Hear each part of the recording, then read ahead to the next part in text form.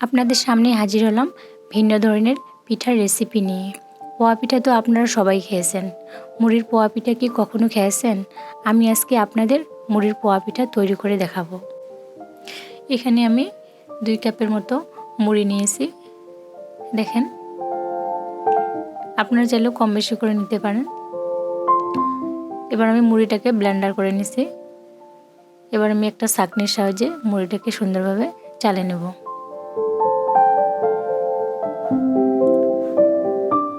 এভাবে আমি মুড়িটাকে চালে নিলাম। এখানে আমি 1 কাপের মতো ময়দা নিয়েছি। 2 কাপ মুড়িতে আমি 1 কাপ ময়দা দিলাম। এখানে আমি খেজুরের গুড় পানি দিয়ে গরম করে তরল করে নিয়েছি। এবার এটা আমি এখানে দিয়ে দেব। আমি সবটা এখানে দিয়ে দিলাম। এভাবে আমি একটু সুন্দরভাবে মাখিয়ে নেব। এখানে আমি আবার 1/2 কাপের মতো চিনি দিয়েছি। আপনারা চাইলে শুধু খেজুরের গুড় দিয়েও করতে পারেন। আমি খেজুরের গুড় এবং চিনি দুইটা মিলেই করেছি।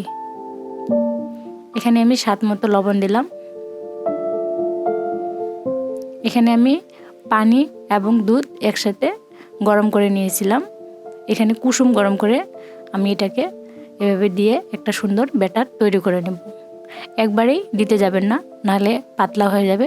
আপনারা চেষ্টা করবেন একটু একটু করে দিয়ে এভাবে মাখিয়ে সুন্দর একটা ব্যাটার তৈরি করতে। এভাবে দিয়ে আমি ব্যাটারটা তৈরি করে নেব। দেখেন, আমি একটু একটু করে দিয়ে এভাবে সুন্দরভাবে মাখিয়ে ব্যাটারটা তৈরি করে নিচ্ছি।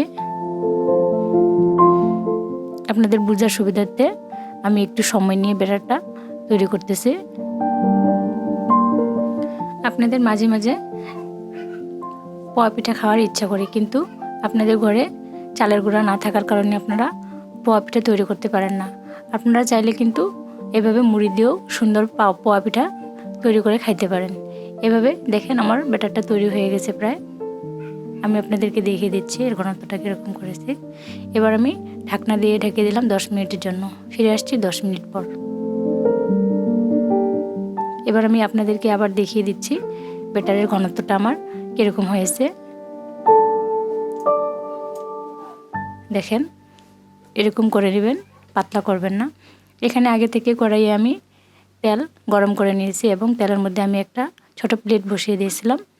এবার আমি প্লেটটাতে ব্যাটারটা দিয়ে দিব। সবগুলো পিঠা একই সাইজে করার জন্য আমি এই পদ্ধতিটা ব্যবহার করেছি। আমি ব্যাটারটা দিয়ে একটু প্লেটটা ঝাঁকিয়ে নিয়েছি, আপনারা দেখে বুঝতে পারছেন। দেখেন, পিঠাটা আমার কি সুন্দরভাবে ফুলে উঠতেছে। এবার সাইড থেকে একটু তেল নিয়ে আমি পিঠার উপরে তুলে দেব, তাহলে পিঠাটা আমার আরও সুন্দরভাবে ফুলে উঠবে। দেখেন আপনারা কত সুন্দর ফুলছে। এবার আমি পিঠাটাকে সুন্দরভাবে ভেজে নেব। এপাশ ওপাশ করে আমি পিঠাটাকে ভেজে নিলাম। আপনারা আপনাদের পছন্দ মতো কালারে ভেজে নিতে পারেন। পিঠাটা আমার প্রায় হয়ে গেছে। এই পর্যায়ে আমি পিঠাটাকে তুলে নেব। এবার আমি আপনাদেরকে তুলে দেখাচ্ছি। দেখেন, সবগুলো পিঠা আমি এভাবে তৈরি করে নিয়েছি।